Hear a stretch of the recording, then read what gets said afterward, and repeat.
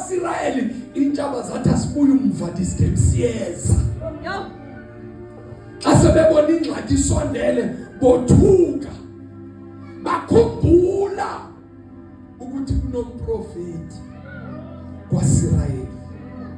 Ngela xesha intshaba ziseza umuntu nomuntu ebesaya kulanto yakhe oqhumisa impephe beqhumisa impephe oxhela inyimba owenza ntona yesiguqo wonke umuntu abenza into efanelekileyo emehlweni akhe.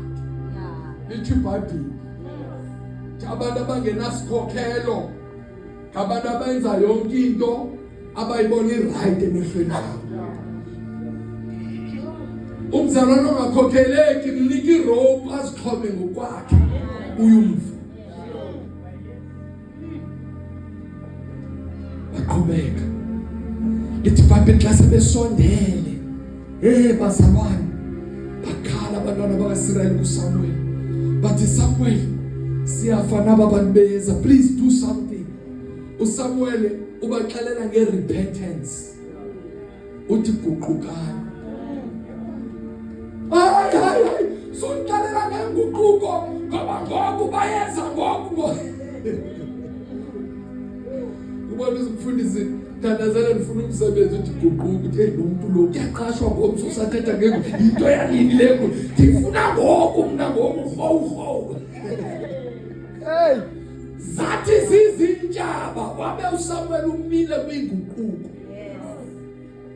Ngoba salvation without repentance it's useless. Guqukani. Waqala wathi guqukani. Bathi sivila sina chance siyaguquka. And to prove to you ba Samuel siyaguquka lithi iBhayibheli beza namanzi.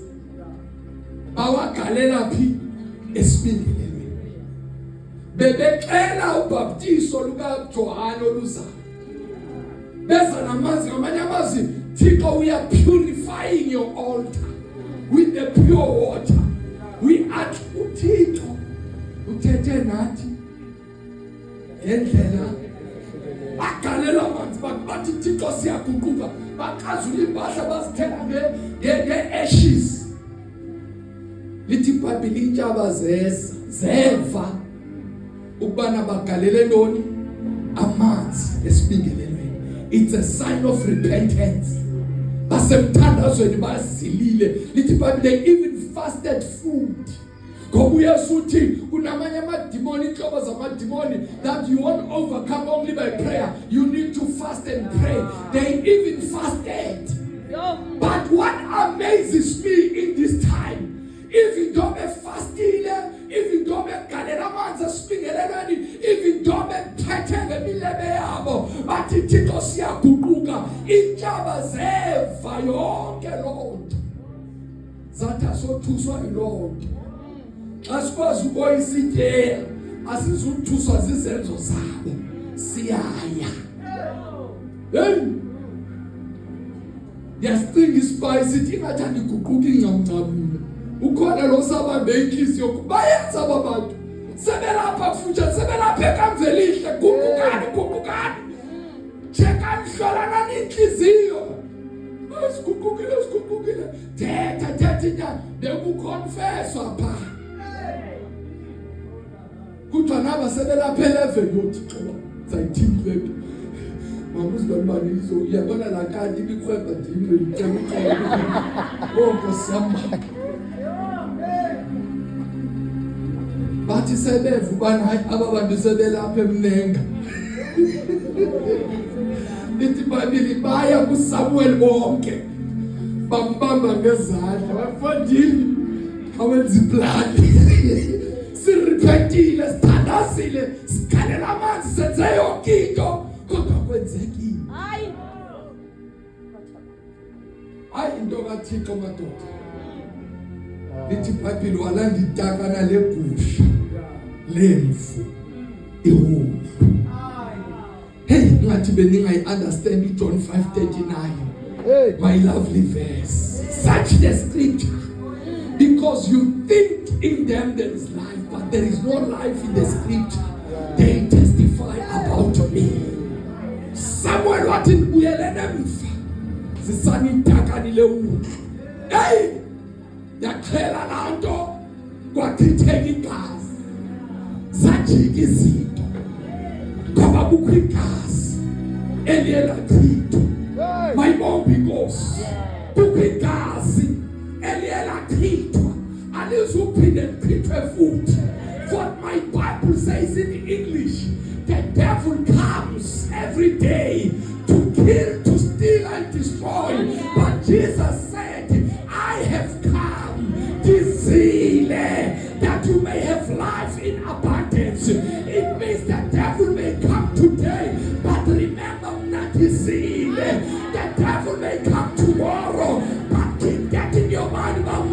Set his zeal. He may come next week, next month, next year, but now we have a guarantee sleep that year now. Second Disease. Ufela ntoni igazi likhona. Akuchomba kuzawubalula. Akuchomba ubasasi subetheka. Kodwa uthi khumbula disease. Angeza yena ngamaqhinga amatsha, angeza nezitayile ezintsha, angeza uSathane ngemethods ezintsha, kodwa uthi uYesu mina andizulinda Sathane aze kuwe bese nawe uyandibiza ndiyeza. Kunabantu abeyimisikho lapha bandisa usemoyeni ngiziseke kwanhlalonke apha engqondweni yakho lapha emhlabeni. Xa ubhadale uEskom umbane wathola ireceipt, mawufika endlini ukufika abantu bathi sizocima, uthi hayi ngumntana kaThixo mina ngisindisiwe, hayi cimani Thixo uzawubonelela. Uthini mntakwethu? Uza nesleep, uthi soze ninotshe. Nansi proof, it was paid. Sazi uba ungubani uThixo. And ekuzazi kwakho kuthi waziza umnetha. Noma simnetha khumbula khona sleep ethi noma sendingamadolo anzima sekungathandazeki sendingasibandi ivula umlomo ndithini kodwa ndizigcwalisa ngento enye ndiyazi umhlengi wam uyaphila. Umhlengi wam uyaphila ngeke sihlale kunje.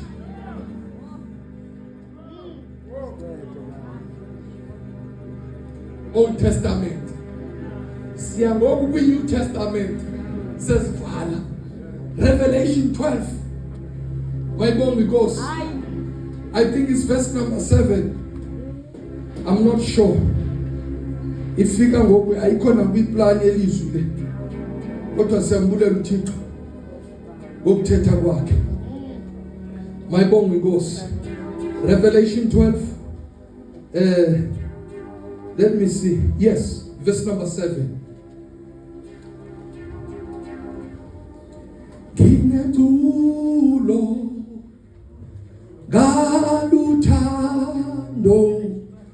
lukaje sumfeli wami